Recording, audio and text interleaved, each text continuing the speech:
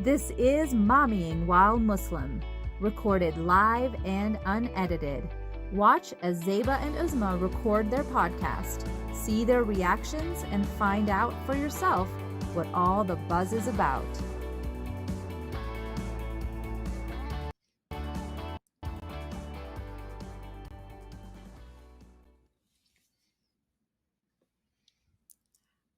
Assalamu alaikum, everyone. Welcome to another episode of Assalamu Mommyingwhilemuslim alaikum. podcast. This is Uzma Joffrey. And this is Zeba Hassan. How are you doing, Miss Uzma? How's school going for you I am guys? Because good. I How know was you your guys week? just started it. Do we Well, want to it's been get 3 right weeks for into us now. that? It's been almost Or a do you want month. to tell us a little bit about your school? We have a Well, laugh. I mean, my update for the week was going to be it's been 3 weeks. I gave them a month to make their final decision, and 3 of them are on their way out. They're like, Mom, we're not doing this.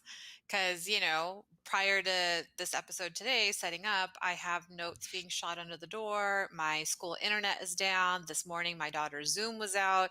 You let me know that Zoom is like nationally out per CNN this morning. I did not watch, so I was not aware. Why classes are still being done on Zoom when there's such a high security risk, I'm not really sure anyway. Most of our kids' classes weren't. The teacher was just trying something new. But, the kids are kind of over the bugginess. And, I made them wait a month before they changed their minds because they voted out Dad and me and decided to do this. We wanted them to have the full experience and face the consequences of all their decisions. It wasn't, no harm, no foul. I feel like they came out the better for it.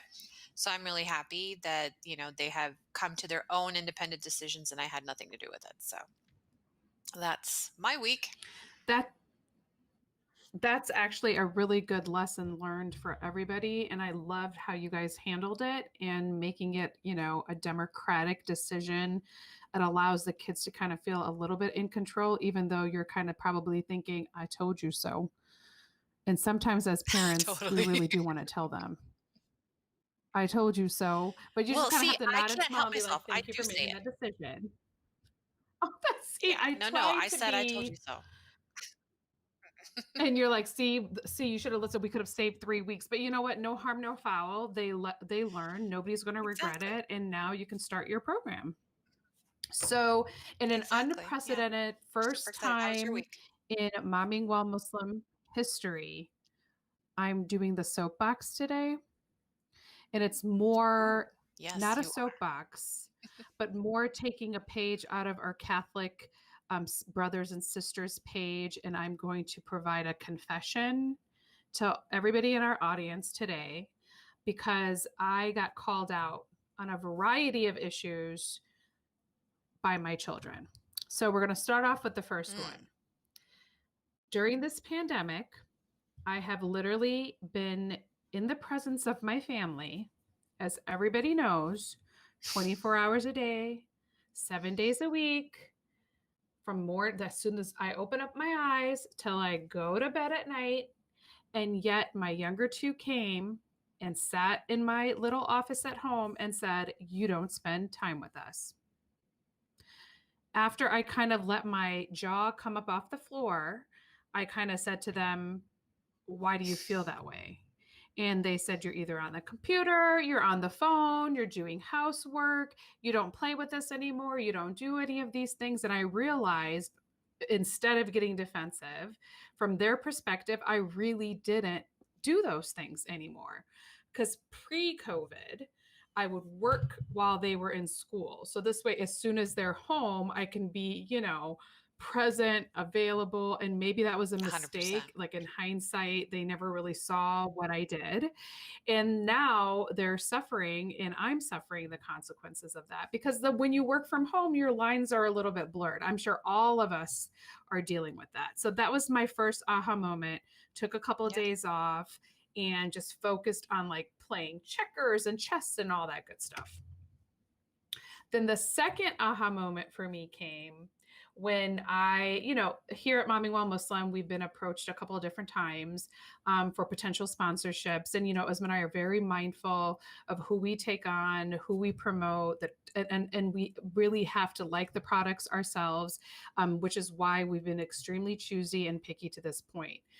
Including we really want to focus on American-made, Muslim-owned businesses if we can, if we're able. So we've turned a couple things down when we found out that they're made in China and these types of things. I was sharing the story with my family over dinner one day, fully admitting to all of you right now, was kind of patting myself on the back, because I was. And Zachariah pointed out to me, he's like, yeah, as you're texting your friend on an iPhone, probably made in China. As I'm literally right now recording this episode on a computer, probably made in China. So to what degree do we give up something or are willing to give up something, and our kids are literally watching every single thing. And I would like to think that I'm a green family. And then again, Zara said we have 3 SUVs in our driveway. In fairness, we don't drive all the SUVs all the time. We walk most places, but she's right. We have 3 SUVs in our driveway. We probably waste more food than I'd like to admit. So like, where can we as families, give in to something 100% without seeming like you're being hypocritical? So maybe the line for me is, you know what? I appreciate your point of view, and I love that they think this way, and they're pointing out the things that as parents we can do better. And that's all I can say. Like, I hear what you're saying. Am I willing to give up my iPhone? Probably not. But to the extent that I can kind of watch some of these other things that I can, do and be helpful, I will. So my confession is I'm 100% a hypocrite. I'm saying this online, and as I would imagine everybody kind of is on some level. Nobody's perfect, but to the extent that I want to hear from my children and be a good example for them, I wanted to come forward, make my confession, and promise that I'm going to do better. And I know you have something to add to, and I appreciate you loaning me your soapbox moment so I can declare publicly that I need to do better. Yes. And I love that. I think that that's so cool that your kids are savvy enough to pick up on it. Although, remember, teenagers, their brains live to prove their parents wrong at this point. So I wouldn't take it too, take it too much to heart. I would be proud of them as you are right now. And I would say that you're not a hypocrite. I think all of us struggle with this. Like, where can we best support our Muslim brothers and sisters as global citizens? And whatever we can easily give up, I don't see the problem with that. I mean, I probably boycott 20 or 30 different companies, but it's easy for me to do. It was easy for me to find substitutes for those in our other life. But what this shows is we can't give up this baby boy because we are slaves to a retail and corporate system. We are slaves to capitalism. So this is why monopolies are a bad thing. So it's one thing that, we can take away from this, but I don't think you're a hypocrite. I think that we're all doing the best that we can. Please don't buy human hair from China. Please don't get impressed by videos of Chinese children bouncing balls in unison and saying, oh, look at how coordinated they are, because they're probably our Uyghur children who have been stolen from their parents and being trained in a concentration camp. Don't be impressed by stuff like that. Okay. It is scary, scary stuff. We're going to do our best, and remind your son that his basketballs are probably made in China. So the NBA can start by banning China. That's part of our soapbox. Yes. And then the very tail end of it, and probably most important part of it, is please, please look up both Jacob Blake from Kenosha, Wisconsin, and Trayford Pellerin from Lafayette, Louisiana, who were shot this weekend, one to death, one in the back 7 times in front of his children. The heartland of America is erupting in fire and protests in response to police brutality. So defund the police. End of our soapbox. All right. I have the honor of taking over introducing our esteemed guests today. We are continuing our family evolution series, whereby the American Muslim family is changing as we speak. And that's kind of been our entire focus this month. And so, because of COVID, we're having to see a lot of Muslim families facing tough decisions, people sick in the hospital. I have to maybe take over decision making for them because they're intubated in the ICU. They're dying, and how do I bury them? How do I run a janaza or a funeral now? And then how do I deal with the financial and emotional aftermath? So, the problem is that it's something catastrophic is making us have these discussions, and we are very much about prevention rather than reaction. And so that's why we decided to bring you a double dose of expertise today. We thought we could manage this conversation on our own, and pretty soon doing the research, I was like, okay, doing this professionally is one thing, but it is not my profession to manage these economic and social questions. So we decided to bring on Dr. Anisa Nadir, one of our original American mothers, Muslim mothers. She's done so much for the Ummah as the founder of the Islamic Social Services Association, which is like the sister branch of ISNA, the Islamic Society of North America. And so all of us have benefited in some way, shape, or form from their many offerings, workshops, trainings through the years. She is, for the last 40 years, she's been a social worker, taught and trained graduate students at the Arizona State University. She's highly researched and published on the topic of Muslim American family, scholarship, and activism. She's written a lot of books on Muslim-centered counseling, which we all know there's such a deficiency in that. So thank you for setting that up. Currently, she counsels and educates Muslim couples getting ready to be married or are already married. And I have attended one of those workshops. I'm telling you, it helps. So someone this amazing is only going to produce more amazing human beings. And one of those human beings is Zarina Nadir, an attorney here in Arizona, her daughter. And she has teamed up with her mom to help couples learn about premarital counseling, marital counseling, as well as providing legal expertise to couples that are about to get married, which is super important. We never considered legal implications of getting married until we actually fell into it. So she's a community activist. I've seen her on the streets, run with her on the streets, and she's a big advocate for being prepared legally, which is what we're talking about, and how to not react to the catastrophe, but how to be ready for it. So welcome, Sister Anisa Nadir and Sister Zarina Nadir. Assalamu alaikum, guys. Walaikum salam. Thanks for having you. Thanks for having us. We're so excited that you guys are here, and both agreed to come on, even though I feel like I'm worried about y'all because you're an hour away from the wildfires in California. So we pray that you guys are healthy, happy, and that your family there is as well. But we always start asking about our guests' mom stories because there's two of you. We're going to start with Sister Anisa telling us a little bit about your history as a mom, your kids, how old they are, and then how you teamed up to create this dynamic duo. Because I feel like in the last decade or so, I've always been like Anisa Zarina, Anisa Zarina. It's like you're like one body in my mind. So I'm going to give it first to Sister Anisa so you can tell your mom story to our audience. Thank you. Thank you. It's a pleasure to be here with you. Thanks for having us. So yes, I am the proud mother of three, and just love them to pieces. They are my reason why, and they range from 42 to 32. So, they're two of them were born in New York, and one of them was born in Phoenix, now lives in Sacramento. And I'm a grandma now too, so that's a pretty cool thing.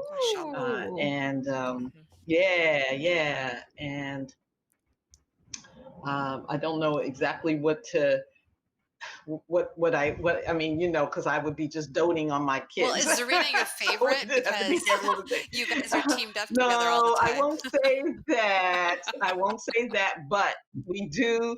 So it's interesting. All of them have a kind of a public interest mindset, kind of a social issues mindset. So we do get to do a lot of, and my daughter-in-law also. So we do get to do a lot of talk shop, and it's really cool to have your children kind of in some ways following your footsteps. But Zarina and I have been working together pretty much since she was like 12, and before that, from the age of 6, she's the one who would go with me on my different workshops and presentations, and and she would also help make um, my handouts and things look pretty. So she's been there from the beginning in all of that. The boys were, because the other two are boys, they were busy playing basketball and sports in a different way and creating in a different way. And she was kind of more right by my side, helping to create and helping the activities and events that we were developing work well. And she and I also co-founded the Al Mu'mina Young Muslim Women's Organization. So that gave us a lot of opportunity to spend together. And then later on, she decided to go to law school, but took the kind of public interest side of law school, the family law side, which, I'm on the kind of the legal side of social work, and she's on the social work side of the law. So that kind of pulled us together. And then we both became partners in business as well. So it's just that we have a lot of similar interests. And I think that that's a lot of what makes us work together. And it's just really nice, because I know a lot of moms and daughters don't get to do that, but we're very blessed to be able to do so. Alhamdulillah, yeah. Well, I know It's you're really good. definitely setting an example for me and my daughter, because I always feel like, we're like this duo, and we're going to take on some challenges and fight the good fight together, because she, of my 4 kids, same thing, has a similar mindset to me about social justice and social issues. So Zarina, I just wanted to talk to you. Your mom alluded to the fact that you guys as a family, and specifically you and your mom as a dynamic duo, have an interest in social justice. So what are the current things right now that's on the top of your agenda, and what are things that we as an audience and a community should be more aware of? So thank you so much for having us here.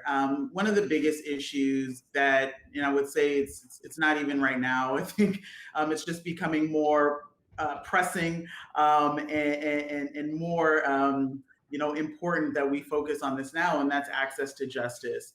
We talk a lot about access to healthcare and affordable access to healthcare, but the need for having access to understanding our rights, and usually that means that having access to attorneys, most of us do not have that. Most of us do not understand how to utilize attorneys, when to utilize attorneys, how to be more proactive about it, because a lot of the legal issues that we see that pop up today, a lot of them could have been prevented either earlier on or had some more early intervention. But for the fact that most of us just do not have that kind of access, and so then we're winging it, we're making Hail Mary decisions, we're praying, right? We're asking friends, and a lot of times that creates catastrophes. And it can be as big as, simply, hey, I just, especially we're talking about the Muslim community, oh yeah, the FBI just showed up and I invited them in for tea, and that can turn into someone being detained or deported, right? I mean, it could seem so simple, so innocent, so innocuous,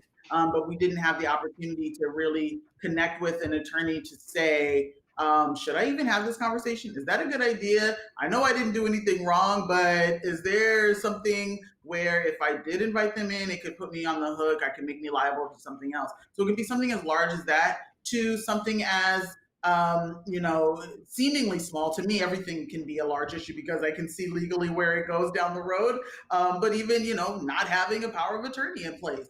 Not having a power of attorney in place can create major catastrophic issues for people. And a lot of times we might think, it's just a piece of paper. What's such a big deal? Who wants to talk about death? But now it turns into someone who is trapped in the hospital, and we don't know who is able to make those medical decisions for them. And so consequently, they could be languishing. Doctors are feeling confused and stressed and frustrated. Family members or friends who are there, who've been with them, but now realize they have zero legal ability to step in and intervene for their friend. And now there's a delay in care. And so these kinds of things are really the big issue, in addition to, of course, the police brutality that's taking place out there. There are magic words that we say when we are in circumstances with dealing with police. And even those of us who are very educated. Some of us may make, decent money, but still to be able to have an attorney accessible 24/7, that's on a whole nother level. But that's really the world that we need to be in. And so that's our goal. Our goal is really to help make sure that people have affordable access to attorneys, because that's a game changer. Yeah, that is really huge. And like you're saying, all of these tough discussions that we need to have.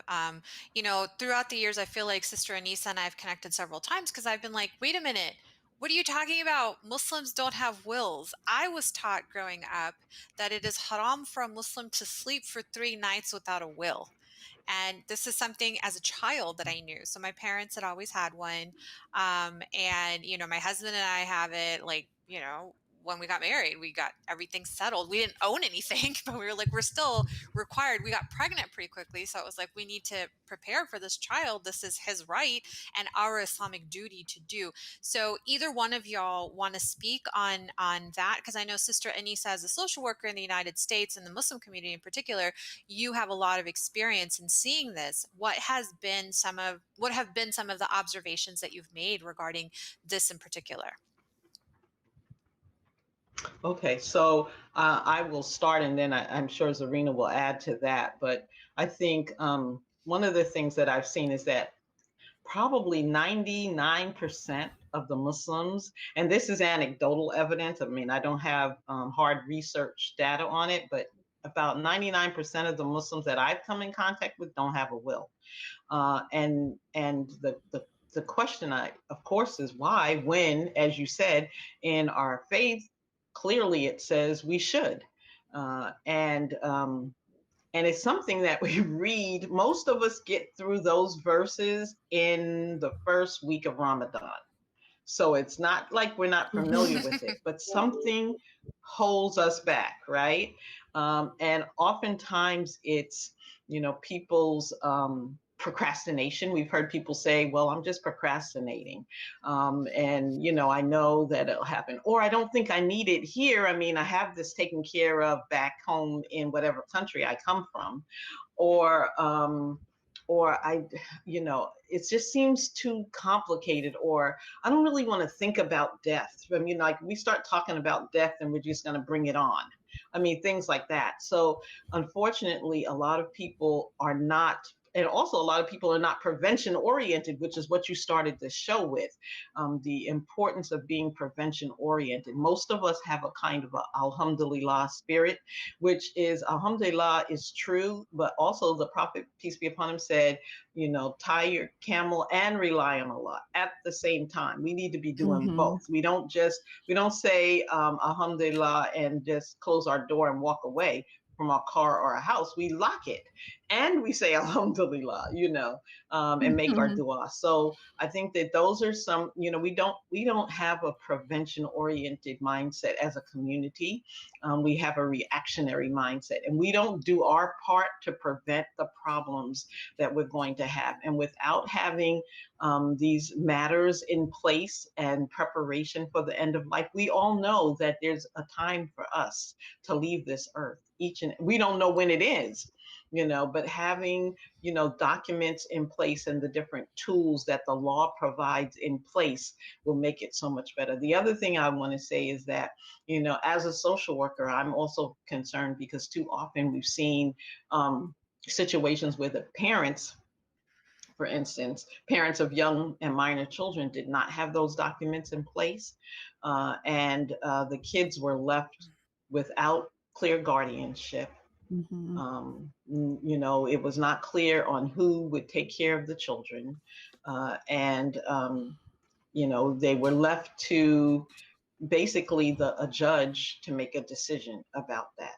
And I'm sure Zarina can in her practice in the law say a lot more about that, but that's part of my concern as a mom myself, as a social worker. And I have to admit, I went all the way to Hajj without having these documents in place. And we know that a lot of people pass away at Hajj. And so I did not have, but I learned. And when you know better, you do better. So I learned to do better. I've got my documents in place, and I've even, since having grandchildren, have updated my documents. So that's, you know, and not only just to, there are documents we need to have in place, but we also need to have prepare for our janaza, because we have too many people passing away, and now they have to do launch good and all other kinds of things because they're not prepared. Some of us aren't prepared because we just really are financially so in straits. But the ones of us who have financial means to prepare, we need to prepare.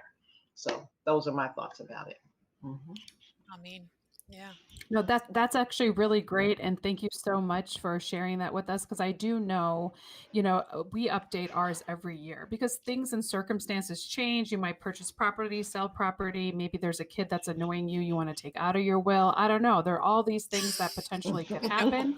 But so I definitely appreciate that you are, you know, you're telling us to kind of get all these paperworks in place. And, you know, we have just, if you've heard the podcast in the past, we've just finishing up our round and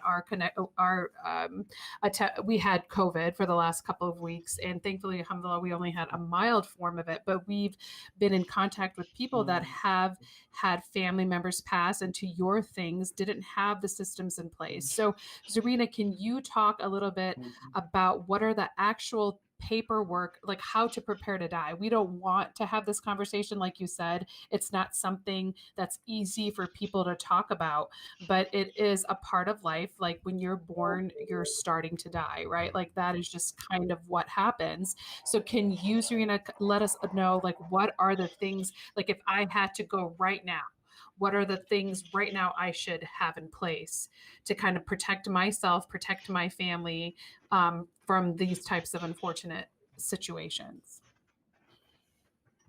Well, kudos to both you and Uzma for having these documents in order. I really want to commend you. I think literally you are part of the 1%. In this regard, that's a good thing to have that done, and your families, you know, pass that on you as well, because as Dr. Nadir said, my mom said, you know, we really unfortunately do not come across that often. So, and it seems like a lot of us don't even really know that hadith, right, about not even sleeping 3 nights without having these kind of documents in place. I like to flip the script just a little bit because, you know, we do have some negative stigmas around talking about death. And when we can kind of flip the script and realize these are actually documents that we need for life while we're living. And the powerful thing about the best time to get these documents in place was yesterday, right? The second best time is today, you know, like you said. So it's not just the will. The will is the last thing you're going to need. But what I like to talk about is having our powers of attorney in place, because we need those items while we're here, while we're alive, while we're kicking. The power of attorney, there are 2 forms. Typically, one that kind of manages your doctors, your medical matters, and then one that manages kind of your dollars or your business matters. And so those come in place where, say, for example, for the doctor's one, in the medical matters, if you do become ill and you're just not able to make those decisions for yourself, having those in place, make sure that there isn't a delay in your care. As Uzma knows, you know, the doctors are going to look around and say, okay, this patient can't speak for themselves. Who can make this call? Who can make this decision? And so that's where having the power of attorney is in place. You know, our hope is that you're going to recover, because, you know, if you get the proper care and assistance, it's gonna be just a time. It's a short period of time, and then, you know, hopefully you'll be able to recover and get back home. So that's where having the power of attorneys in place, so that the doctors will know exactly who to speak to. There isn't going to be any delay in your care. And so there was a situation of a woman who, and this is the other piece, why it's important to have one for your dollars, right, to take care of business matters. There was a woman who fell into a coma, and she ended up recovering. And what ended up happening was everything else around her went into shambles. She didn't have anyone there. And this was pre, you know, online, where you can just kind of go online maybe and log into their account. But even still, you need to have authorization for that. So no one was there to pay for her rent. No one was there to make sure her utilities didn't get cut off. No one was there to do all that. So she recovered, but now her life was messed up.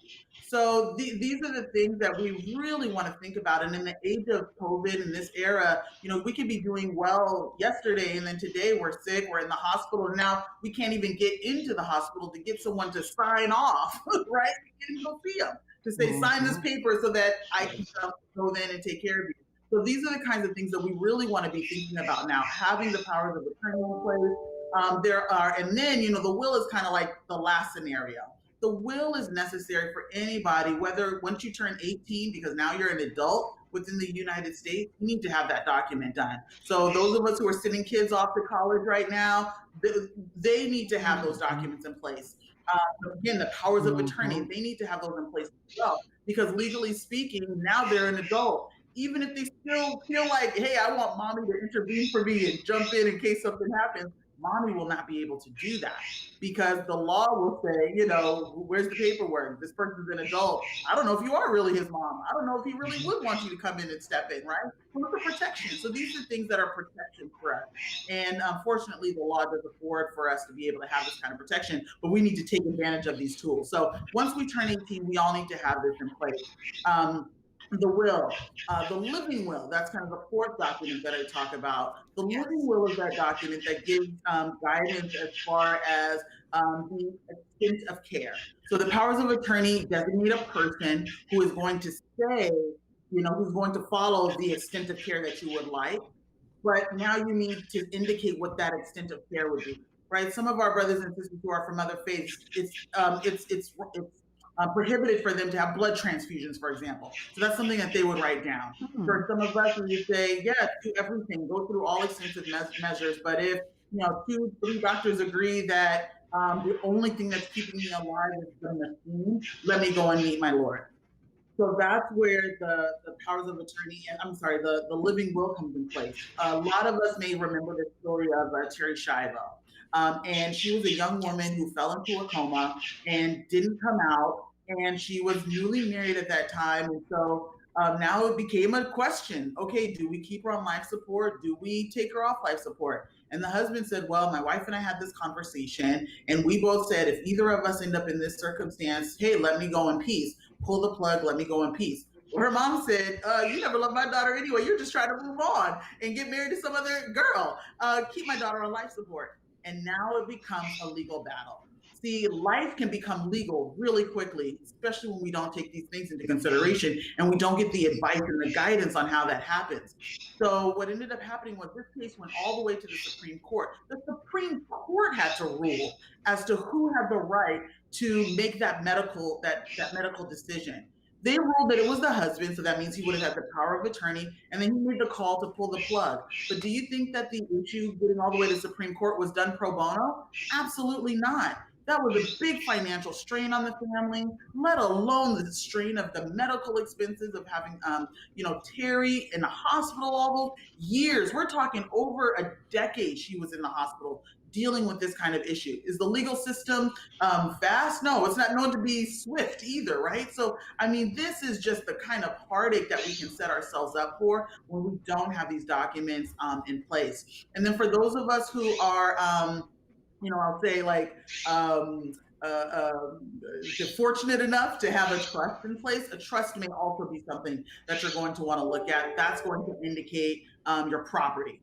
But the powers of attorney, those 2 powers of attorney we talked about, that's dealing with your present, your here and now. And those have to be in place while you're of sound mind and body.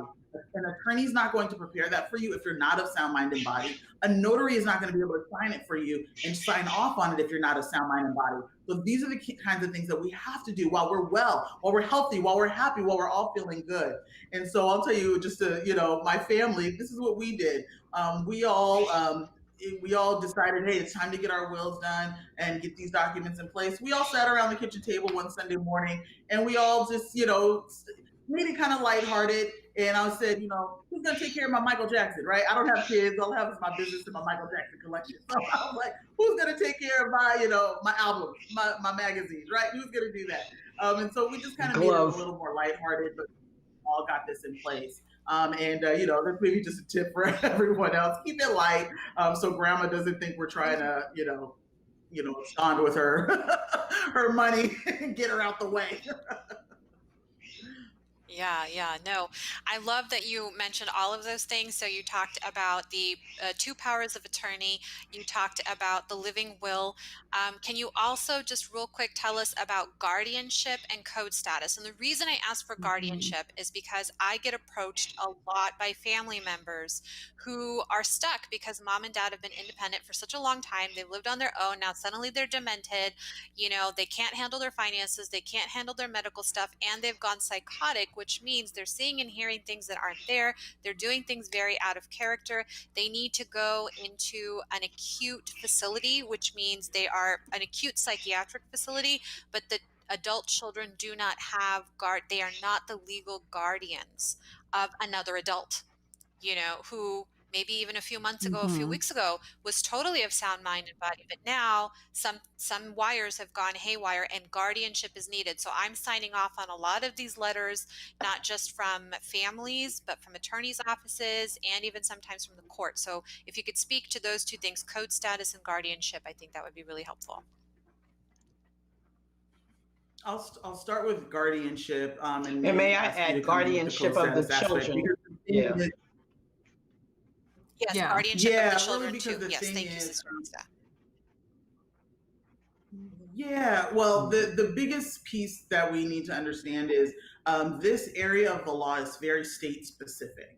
So if we are in Arizona, the rule is one way. California, it's another way. And so that's why it's really key. As Zeba said, I keep my documents updated, right? That's key. One of the other main reasons to keep these documents updated is if you move from state to state, your information and the way that your estate plan was set up for New York is going to be different than the way it would be set up for California or Arizona. Our laws are just different in that regard.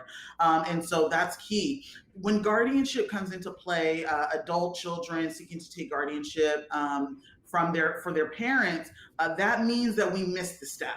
That means that we didn't simply get our powers of attorney in place. That's what that means. Because if we had powers of attorney in place, they wouldn't have to go through the guardianship process. The guardianship process, to be just completely frank, it's now a legal process.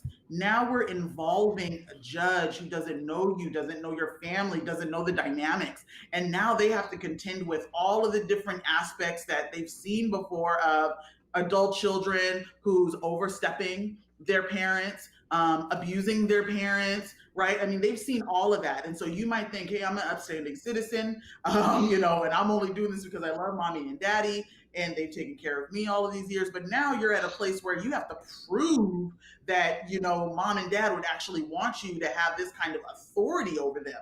Where simply if we had a power of attorney in place, they would have already signed off, being of sign, mind, and body, and then you just are seamlessly able to step in. So guardianship is, it's a state-specific court process where, the doctors have to be involved, attorneys have to be involved, attorneys' fees have to be involved. This is not something that you're going to just go and download some form and think that you did it right. Absolutely not. So it's a key, big process. And so what I would recommend is certainly consulting with an attorney to see how to go about doing something like that. But biggest piece is before any of that happens, that's why we want to have this conversation. And I wouldn't make it a age issue. I mean, I think we're seeing in the pandemic, just very clearly, none of this is necessarily just about age. Everyone can become sick, and even before that, if we think about who's getting into car accidents, it wasn't, the 90-year-old who's going off to hospice care. It's the college student who had spring break and they were coming back from Mexico. That or the exhausted parent who had been working the night shift and then there's a wrong way driver who comes at them, right?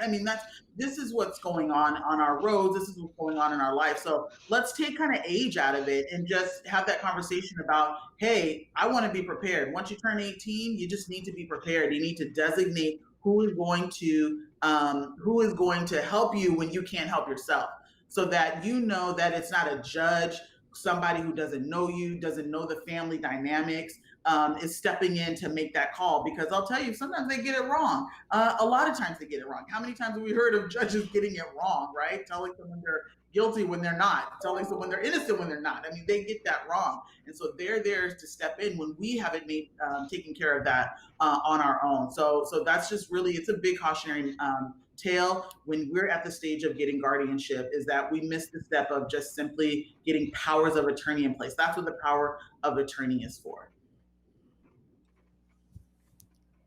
Thanks for clarifying all of that. So I thank think Zeba Yeah, thank had you so much. a question. I definitely had a follow-up question for Sister Anissa. Like, as a social worker, you know, these types of conversations, specifically in our community, I know we have the hadith that said to be prepared, but to be honest with you, more often than not, like you mentioned earlier, that's not happening. Let's just be real and frank about it. So as a social worker, you deal with Muslim families on a day-to-day basis. What is it that we can do, like, for instance, our family or our sisters or somebody that we know that do not have these documents in place? What are the ways that we could kind of start the conversation? I know Zarina mentioned keeping it lighthearted, but sometimes there's this undercurrent aggression regarding these post-life conversations that families just don't want to have. So can you kind of give us like a play-by-play and how we can even like approach this type of conversation in a relatively easy way?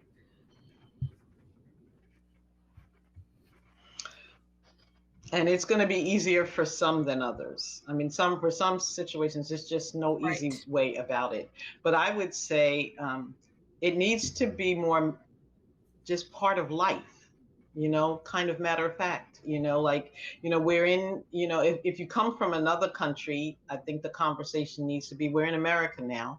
And there are different laws around, you know, making sure that we can help you when you know, when things go different, or I want you, maybe start off with yourself. Just say, you know, I wanted to have a conversation about who's going to, you know, take care of these things when I can't. And then hopefully that will let them say, well, okay, I guess I need to do the same thing, you know. But it needs to be more part of life rather than something that we do because we're, you know, at a critical phase in our life. We're getting sick or something like that. You know, you can have this lighthearted conversation much more easily when you're healthy, when you're, you know, when you're well, when nobody's sick. And oftentimes people then, even when you're well, they're going to say, well, we're well, why are we having this conversation now? Because we want to be prepared, you know, because we don't know when things are going to change. You know your family members, so you have to kind of play to that. Like Zarina said, she could play to, you know, who's going to take care of my Michael Jackson? You forgot your glove, Zarina. It's the glove. I want the glove. So because we knew that, right? Y'all have like Michael Jackson glove? I want yeah, that. she has the glove. Yeah. Oh, Wow. And right? so, like, I appreciate yeah. Mm. And then of course my son's, Go you ahead, know, Sister Anissa. basketball and this. I mean, so we could do that differently, you know. So you kind of got to play to it by who your family members are, and you know, if they tend to be more, you know, they get heartbroken, or they, you know, that they worry a lot more, or they're going to take it, then you've got to kind of maneuver that around. I don't think there's a cookie cutter way really to do this, but I would say the best thing to do is not wait. You know, let's all sit down, you know, and start with yourself. You know, I've been thinking, you know, I want to see, you know, who's going to help me, who's going to help with this. If, you know, if I'm like laid up in the hospital, and not that you're even dead, just that you're laid up in the hospital and I can't, who's going to help with this? Okay, so I need, there's a document. Did you know there's a document for this?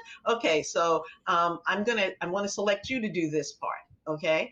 And then just kind of keep going with that. And like you said, you know, with the program that I work with, enables me to be able to have legal access, and I can update on, you know, annually. So it's not going to cost me a lot to do it. So let's say I don't get it totally right this time. You know, God willing, I'm going to be here to make some revisions. It's not going to cost me to do that.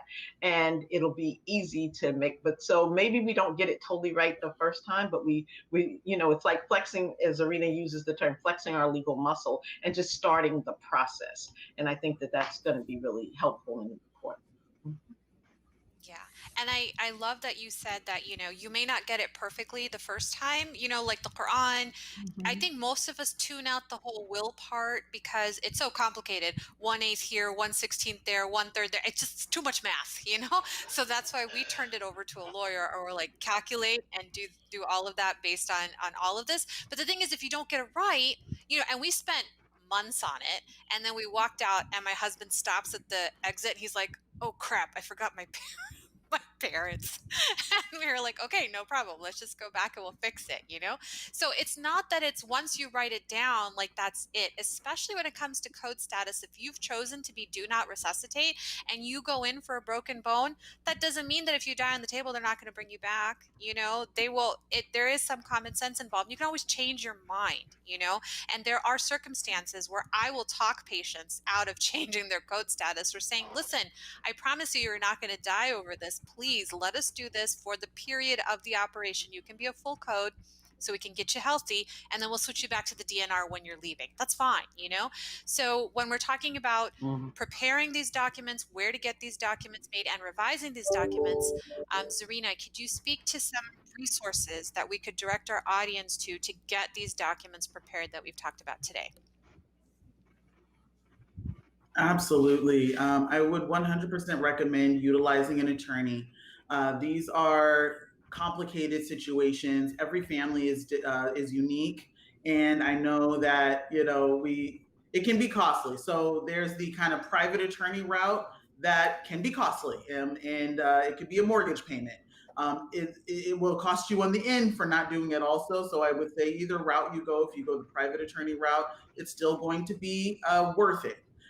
For those who are still interested in having an attorney have access to an attorney to help them do that, the organization that Dr. Nadir works for has the ability to do that, and it's a low monthly fee. They use it as a subscription, so you're more of a member, and then you're able to have that kind of access to the attorneys. The will is included; it's free. I mean, that's pretty amazing, and annual updates are free as well, and it's done by attorneys who have on average 20 years worth of experience as well, and you actually will speak to the attorney and they'll help you through that as well. So it would be the same as having a traditional attorney, but just not having the price tag on that. So I would say get with Dr. Nadir on that. And then the calculations for the kind of Islamic aspect of it. What's really cool is there are calculators out there now that's online. I think that's really awesome. And so there's literally a calculator that's online that'll ask you, how many sons do you have? How many daughters do you have? How many, do you have any living parents still? Do you have uncles, paternal uncles, maternal uncles, right? Like aunts, that is all in there. And then it'll spit out a calculation for you. And then that's what you would put within the will. So that's the will portion of it. The biggest part of the will is really what to do with your things when you're not here. And so you're going to want to name an executor to make sure that they carry out those wishes. And then also the will is the only legal document you can name a guardian for your children. So really anyone who has children under the age of 18, you need to get that will done, or else a judge is going to be making that decision. And then, we see kids in foster care and don't have a lot of Muslim families who are foster care certified to be able to do that. And so it's really important to get that aspect done as well. So those are kind of some of the three resources. I would also check with whatever masjid you would be going through to find out how much the janaza process is. And, I know that so many people think, hey, it's the masjid, they'll take care of us. Okay, well, I'll leave that aspect to you, but that's another big key and resource, because again, that takes place in different states have different rules about it, and so the price tag, let's say the price tag, but the cost of it's going to be a little different. I know Arizona is probably one of the most cost-effective places to do that, but we have different rules. We're kind of the Wild West, so we have different rules, and this is not rules from the masjid, but these are rules from the state that has put on the mosque in having the burial. So these are different aspects. And then I would also say get your information together. If you have 401k, policies. If you are a Muslim who is okay with having life insurance, have that updated. Look at your bank accounts also, see if, make sure that you've designated either a beneficiary on it. If it's not a joint account already with someone, make sure that you have gone to the bank and listed a beneficiary on there as well. And then throw all of that together in a binder, put it in a safe place at your house, likely not a bank safe deposit box, because you would need the document inside the box to be able to access the safe deposit box, right? So have it somewhere safe at your house. And probably in a fireproof, kind of lockbox there, so that it's handy and available and ready to go. Talk to the people that you asked to serve as your powers of attorney, to serve as the guardian for your kids, to serve as the executor. Just give them a heads up. You might want to talk to them before you listen, but at least let them know, hey, I listed you. And what's really cool about this is being able to indicate and designate who you want. You may have a spouse who, like Uzma, you're a doctor, right? So your husband's probably like, Uzma, definitely. I want her to be my attorney. I want her to, take care of these kinds of matters. She can be level-headed in these circumstances, and she knows what she's talking about. But some of us may have a spouse who they are awful under pressure. They won't be able to handle that well. They'll let emotion take over rather than the process and the procedure. Even though it's hard, there's certain people that are better at that than others. And so you don't have to necessarily just name a family member. You can name a friend who, I have a friend who asked me to serve in one particular role, and then another friend who's a nurse to serve in another role. So that's the beauty of this here, and they're able to help. And this is what the law affords us. And so it's really nice for us to be able to kind of take advantage of that. So those are the resources that I would say to get started with. And when you're working with an attorney, they'll give you a list. They'll give you literally a questionnaire. And they'll say, these are the things that you're going to want to get together. So you're not, sitting here looking and thinking about what do I do? How do I handle this? You get a form. They're very experienced in making sure that that's all set up for you. And may I add that? Yes. May I add a couple of things? One is that oftentimes parents will procrastinate because the parents don't have the same guardian in mind. Some like he wants his mom or his sister, and she wants her mom. And look, if you die tomorrow and you haven't made that decision, they're going to go to a judge to make that decision. So don't make that the debate. Mm-hmm. Just choose someone for now. And, the reality is whoever goes first gets their choice. And by the way, each one of you are going to have a separate will, a separate document. So if you go first, she gets her choice. I mean, that's just how it is. But don't make that the issue, because it's better for them to go to whoever you suggest than for a judge to have to determine who's going to be the best person. The other thing is the janazah. Zarina mentioned janazah, and I was going to do that too, but start working on a janazah fund, especially if your finances are straightened. You don't have a lot of money, you're really modest means, find out from your local mosque, if that's where you want to be buried, find out what their costs are, their fees are, and their procedures, and then establish a janazah fund. And if that means you're putting in 10, 15, 20% into the janazah fund is for, as long as you're alive, then just do that. And so that every member of the family has their janazah fees covered. Those were two of the things that I wanted to mention. I think there was one more, but I can't remember what that is right now. So I hope that's helpful. And I'll jump in with whoever goes last wins. Yeah. What did you say? Whoever goes last That's true. That's exactly right. It's so funny. It's so funny because we've had this frank conversation, and now my two older ones are 17 and going to be 15. And, we're actually trying to take, because like I mentioned earlier, we every year update according to whatever new happenings are going on. And honestly, we've asked our older two kids for this specific reason, like, where would you, God forbid, if something happens to mama and daddy, like, where would you guys want to go? Because they're now at an age where they have a right to kind of have some input. And just even today, I've learned, my his son is 17. I'm going to have to start thinking about him for when he turns 18.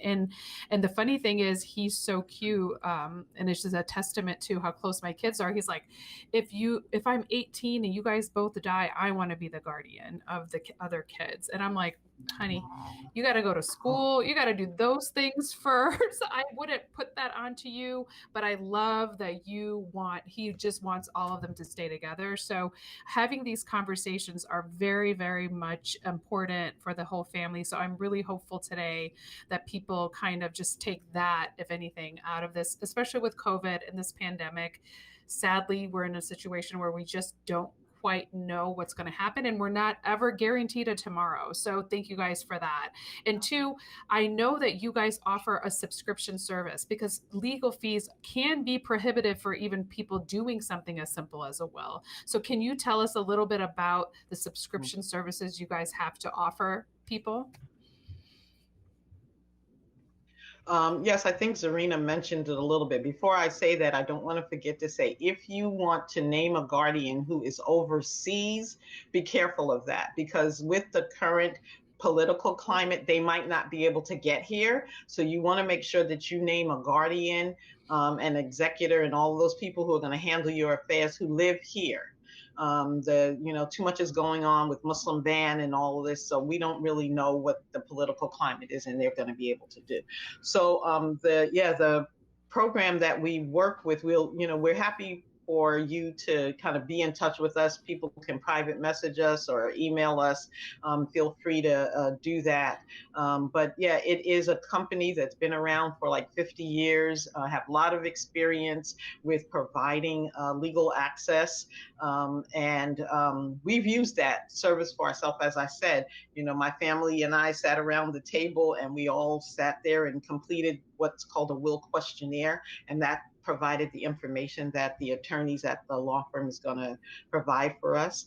And then we sent it in, and within 3 weeks we had our wills back, a will, living will, powers of attorneys. We had all that information back, and it was all included, so it didn't cost us anything. I mean, it was a small fee, like $24.95 a month, or an annual fee that they could, just pay it all once and you're done.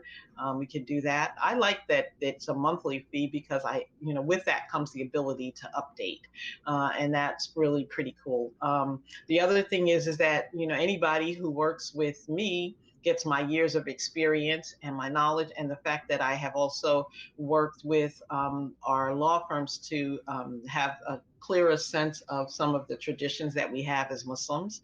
And I think that's appropriate. And then Zarina and I work together, and of course her experience as an attorney gives us kind of an insight, if you will, to working with attorneys on the traditional side, as well as with our legal service plan coverage. I think that really makes a huge difference. So people can feel free to contact us, and we can kind of share a little bit more, tell them more specifically about how they work, how it works. And there's no excuse today, though. I just really feel like there's no excuse for not having your will in place, because either you can have the means or the desire to have it done by someone who practices law in the traditional sense of the law, or if you want to utilize the legal coverage plans. Those attorneys are well versed in the traditional side of the law, but because they have the legal coverage plan option, just like we have doctors who have the health insurance coverage, you have legal coverage, and this will enable you to get the service, and you won't have to be as concerned about the fees that it would cost to get that done. So I just believe that there's no excuse today for not having your will in place for most people. So yeah. Yeah, no, I agree too. I think it's so important. And, honestly, when I had learned from you that so many Muslims live without their wills. I was like, is that even really living? Because we are such a people of pray but tie your camel, that I don't understand where that culture of let's not be prepared. And I feel like it's those people like, oh, I believe in Allah, Allah will take care of me. But no, Allah also expects you to be responsible with the resources that he gave you, of whatever, not just resources of money, but the time that we have is limited. So make the best of it. So what we're going to encourage everybody to do is to get on our Facebook group, and we'll add y'all on there, both sisters Anissa and Zarina, so that y'all can answer questions if they come up, or they can feel comfortable then connecting with y'all. And then on our Absolutely. show notes, we'll link up the subscription service with your permission, so that if anybody's interested after the show goes up on Thursday's audio, if they want to go and find out how to become members of this service, so that they can get low cost documentation in place, not to die ready, but to live well, as Zarina said earlier, let's make sure that they have access to that. And thank you so much, y'all, for coming on. Yeah, I really appreciate you taking this really hard subject and breaking it down for everybody. Yes, absolutely. And I'll Thank give you you for the having link for us. that, so that you have a direct link to me, and I'll be happy to do that. And to know also, if you have folks who are all over the country, our service is available all over the country and in Canada. So we can help your guests who are all over the Oh, that's US awesome. and in Canada. Mhm. We That's definitely wonderful. appreciate it. Alhamdulillah. And thank you, ladies, Any so final much. thoughts, babe? Assalamu alaikum. And please be safe. No, I'm just hoping that these ladies are safe from that fire, which is apparently about an hour Yes. away. So don't breathe in the ash. If you wear your mask, and everybody stay safe. Until next time. Assalamu alaikum. All right. Thank you. Wa Assalamu alaikum, alaikum everybody. salam. Thank you.